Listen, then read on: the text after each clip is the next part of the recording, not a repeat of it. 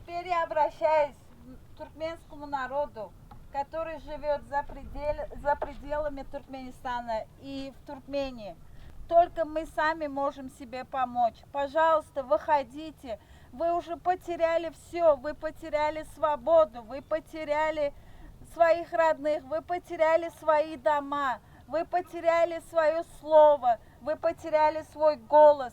В течение 30 лет у нас нету своего мнения. Мы должны помочь нашему народу. Мы делаем все, что в наших руках. Мы приезжаем из разных городов, чтобы нас увидели все международные организации. Мы стараемся ради нашего народа. Пожалуйста, постарайтесь ради нас тоже, чтобы что-то сделать. И выходите, хватит. Сейчас вирус всех убьет.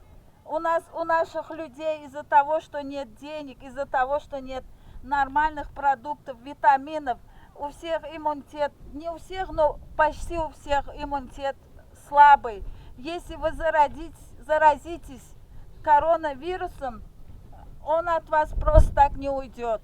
Он может забрать очень много жизней. Пожалуйста, выходите.